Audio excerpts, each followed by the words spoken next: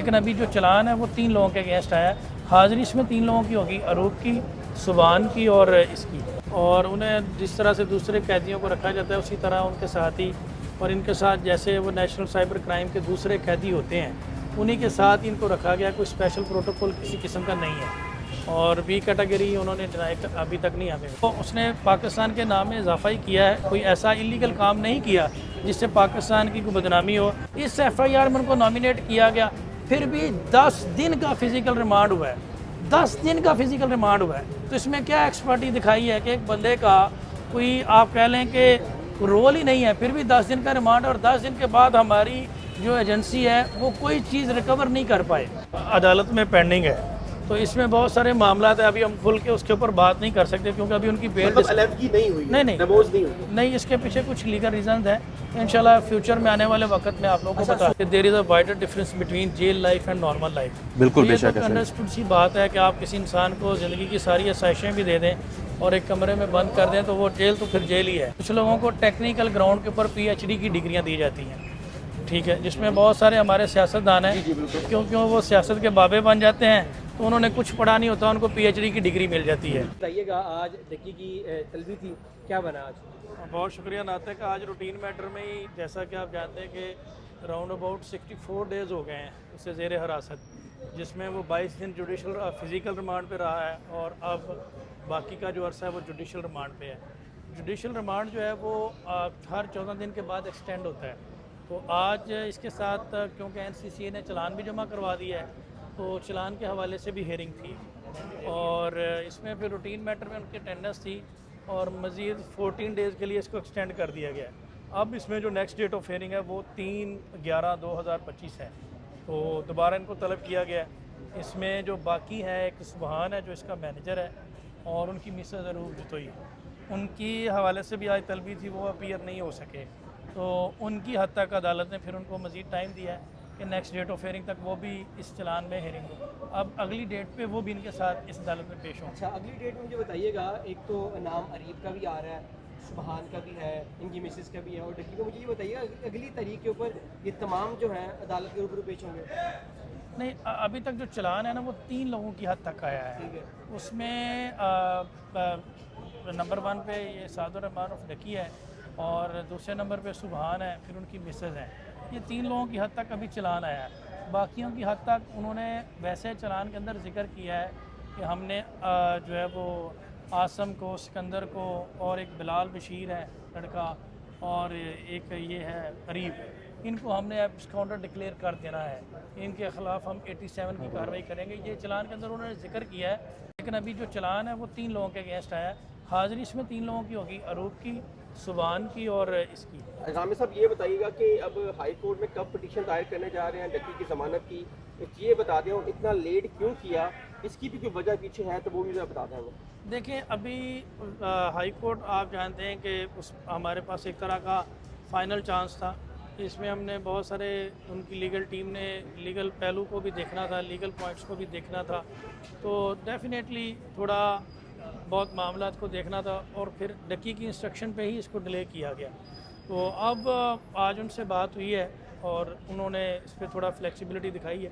अब वो होपफुल है कि इंशाल्लाह विद इन नेक्स्ट कमिंग 2 और 3 डेज़ के अंदर अंदर बेल फाइल कर दी जाएगी। आप क्या समझते हैं वो जो $3,26,000 हैं जो अभी तक मनी ट्रेल नहीं दे सकते, उसकी वजह से डिले हो रहा है ये हाई कोर्ट में? नहीं, उसकी मनी ट्रेल हमने दी है, हमने अपनी पूरी बैंक स्टेटमेंट उन्होंने उनके पास है वो पहले क्यों नहीं दी? ये सेशन में भी दी, जिला कचहरी में भी मांगते रहे, तब भी नहीं दी। जी नहीं, डक्की की तरफ से दी गई। असल में ये सारी चीज़ें हैं ट्रायल स्टेज की। डक्की की तरफ से उसने पहले दिन भी ये कहा है कि उसका जितने भी बैंक अकाउंट्स हैं वो उनका प्रॉपर फाइलर है, उनके हवाले से टैक्स पे करता है और वो अपनी सारी अकाउंट स्टेटमेंट मनी ट्रेल देने के लिए तैयार है। $3,26,000 जो डॉलर हैं, उन्होंने कहा था कि इसकी मनी ट्रेल कहाँ से आई हमें ये बताएं, लेकिन वो नहीं दे पाए। नहीं, उन्होंने बताया कि वो पिछले 10 साल से काम कर रहे हैं यूट्यूब पे और ये उनका ज़ाती पैसा है। ये कोई इन एप्लीकेशन को तो आए 8-9 महीने हुए हैं, तो उन्होंने बताइएगा व्यास भाई, आज अब कोर्ट रूम में उनके साथ मौजूद भी थे, क्या बात है? उनके हवाले से कुछ लीगल पॉइंट ऑफ व्यू से बेल के हवाले से बात हुई है, जिसमें उन्होंने उसके साथ एग्री किया है कि और नेक्स्ट कमिंग 2 और 3 डेज़ में बेल जो है उनकी हाई कोर्ट में फ़ाइल कर दी जाएगी। और जेल के अंदर जो मामलात होते हैं उस हवाले से बात हुई है, मुलाकात वगैरह के हवाले से बात हुई है, खाने के हवाले से बात हुई है, मेडिसिन वगैरह के हवाले से बात हुई है, जो रूटीन की बातें होती हैं। क्या मुझे भी बताइएगा कि जेल में उन्हें किस तरह रखा जा रहा है? जैसे आम कैदी हैं, जैसे हवालाती हैं, उनकी तरह रखा जा रहा है, कुछ जो है अच्छा ट्रीटमेंट भी दिया जा रहा है, जैसे आपको बी कैटेगरी दी जाती है पढ़े लिखे लोगों को, तो क्या वहाँ पर क्या हालात है? बी कैटेगरी के लिए हमने अप्लाई किया था, लेकिन बी कैटेगरी हमें मिली नहीं है। ठीक है। और उन्हें जिस तरह से दूसरे कैदियों को रखा जाता है उसी तरह उनके साथ ही, और इनके साथ जैसे वो नेशनल साइबर क्राइम के दूसरे कैदी होते हैं उन्हीं के साथ इनको रखा गया, कोई स्पेशल प्रोटोकॉल किसी किस्म का नहीं है। और बी कैटेगरी उन्होंने डिनाई अभी तक नहीं हमें मिली। अच्छा सर बताइएगा कि मेंटल स्ट्रेस क्या उनके ऊपर है, क्योंकि दूसरे कैदियों के साथ रहना एक बड़ा मुश्किल काम होता है एक इज़्ज़तदार शहरी के लिए, तो क्या असर पड़ा उनके मेंटल हेल्थ के ऊपर? देखें, काफ़ी ज़्यादा एक शख्स जो व्लॉगिंग का के साथ एक उसका पैशन है और उसने इसमें बड़ी डेडिकेशन के साथ काम किया है और पूरी दुनिया में अचीव भी किया है, आप लोगों के सामने ही है। तो फिर लास्ट 2 मंथ से व्लॉगिंग्स की दुनिया, फिर सुप्रीम कोर्ट का एक ये है कि there is a wider difference between jail life and normal life. बिल्कुल ये बेशक तो है सर। अंडरस्टूड सी बात है कि आप किसी इंसान को ज़िंदगी की सारी आसाइशें भी दे दें और एक कमरे में बंद कर दें तो वो जेल तो फिर जेल ही है। अच्छा ये बात हुई है, मेरे साथी रिपोर्टर ने कहा है कि डकी को बी कैटेगरी दीजिए। डकी की क्वालिफिकेशन क्या है? डेफिनेटली जब पढ़ा लिखा होगा तो बी कैटेगरी मिलेगी ना। आप बता दें इसकी क्वालिफिकेशन क्या है जो अप्लाई किया था बी कैटेगरी के लिए, एक तो वो बता दें, और दूसरा ये बता दें कितने ज़्यादा चांसेस हैं कि डकी की ज़मानत हाई कोर्ट से हो जाएगी। ये 2 सवाल है, ज़रा हमारे सुनने वाले को बता देखिए, दें। क्वालिफिकेशन के अलावा हमारे पाकिस्तान में एक और भी चीज़ है, कुछ लोग, बल्कि पूरी दुनिया में कुछ लोगों को टेक्निकल ग्राउंड के ऊपर पीएचडी की डिग्रियां दी जाती हैं, ठीक है, जिसमें बहुत सारे हमारे सियासतदान हैं, क्योंकि वो सियासत के बाबे बन जाते हैं तो उन्होंने कुछ पढ़ा नहीं होता, उनको पीएचडी की डिग्री मिल जाती है।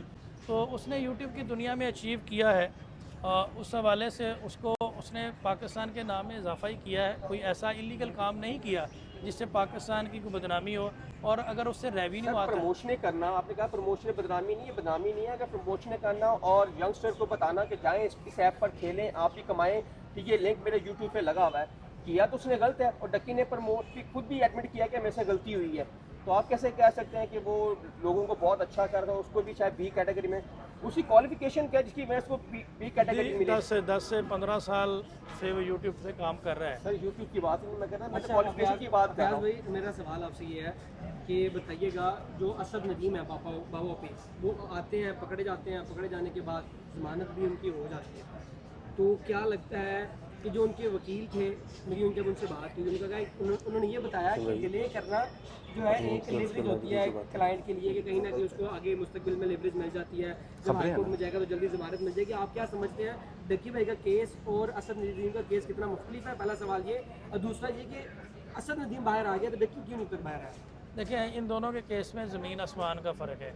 अगर डकी को केस देखें तो डकी डायरेक्टली उस एफआईआर में नॉमिनेटेड है। ये जो लोग लीगल विजडम रखते हैं या इन मामलों को समझते हैं, वो समझते हैं कि एक नामजद मुलज़म की क्या स्टेटस होता है, और जो एक मुलज़म जिसका एफआईआर में नाम ही नहीं है और उसको बाद में सप्लीमेंट्री स्टेटमेंट के ज़रिए से नॉमिनेट किया गया। और डकी की हद तक उन्होंने इन्वेस्टिगेशन कंप्लीट करके कहा कि हमने इनसे प्रमोशन कर ली है और रिकवरी कर ली है, रिकवरी भी होगी 10 करोड़ रुपए के हद तक, और प्रमोशन के हवाले से भी एलिगेशन हो गया। जिस चैनल से प्रमोशन की गई उसको डकी ऑन कर रहा है। अब जो असद नदीम के ऊपर एलिगेशन है उसका तो ना कोई चैनल सामने आया कि कौन से चैनल से उसने प्रमोशन की है, ठीक है, ना कोई वो वीडियो सामने ला सके। इस एफआईआर में उनको नॉमिनेट किया गया, फिर भी 10 दिन का फिजिकल रिमांड हुआ है, 10 दिन का फिजिकल रिमांड हुआ है। तो इसमें क्या एक्सपर्टी दिखाई है कि एक बंदे का कोई आप कह लें कि रोल ही नहीं है, फिर भी 10 दिन का रिमांड, और 10 दिन के बाद हमारी जो एजेंसी है वो कोई चीज़ रिकवर नहीं कर पाए, ठीक है। तो ये केस और वो इसको कंपैरिजन नहीं किया जा सकता, और अदालत ने खुद अपने फैसले में लिखा, आपने भी पढ़ा नाते, कि हम प्रिजम्पशन की बुनियाद पर तो किसी को जेल में नहीं रख सकते कि इसने ये किया होगा, उसने वो किया होगा। इसका डिफरेंट है उससे केस, वो मेन अक्यूज़ है, इसको सप्लीमेंट्री स्टेटमेंट में नामजद किया गया और कोई एविडेंस भी सामने नहीं आया। अच्छा फयाज भी, एक और बड़ा इंपॉर्टेंट सवाल है, एक नेशनल टीवी ने खबर ब्रेक की है क्योंकि आप उनके फैमिली मेंबर की तरह आप उनके साथ रहते हैं, वो जब आते हैं आपसे मिलते हैं और आप बहुत ज़्यादा उनको गाइड भी कर रहे हैं। अरूप की अपनी बीवी के साथ अलहदगी हो गई है इस केस की वजह से, ये एक साद की ना अपनी बीवी के साथ अलहदगी हो गई है, ये एक नेशनल टीवी की खबर है। तो ये बताएं कि आपके घर वालों से इस रिलेटेड बात हुई है या आपको कोई नॉलेज है, क्या सच में हो गई है, ये सिर्फ रूमर है या फेक न्यूज़ है? नहीं, ये फेक न्यूज़ है, ऐसी कोई बात नहीं है। इस हवाले से बात हुई थी, ऐसी कोई बात नहीं, अभी तक इसमें कोई सदाकत नहीं है, क्योंकि अरूफ का मैटर अभी अदालत में पेंडिंग है, तो इसमें बहुत सारे मामला है, अभी हम खुल के उसके ऊपर बात नहीं कर सकते, क्योंकि अभी उनकी बेल मतलब अलहदगी नहीं हुई है, नहीं। डिवोर्स नहीं हुई। नहीं, इसके पीछे कुछ लीगल रीजन है, इंशाल्लाह फ्यूचर में आने वाले वक्त में आप लोगों को अच्छा, बता सोशल मीडिया पे जो उनका अकाउंट है वहाँ से पिक्चर्स वगैरह तमाम डिलीट कर दी गई हैं, तो इस हवाले से आपकी बात हुई है किसी से? जी, मैंने बताया ना कि कोई अलहदगी का पॉइंट नहीं है, इसमें कुछ और रीजन है, वो इंशाल्लाह with the passage of time disclose कर देंगे, अभी नहीं।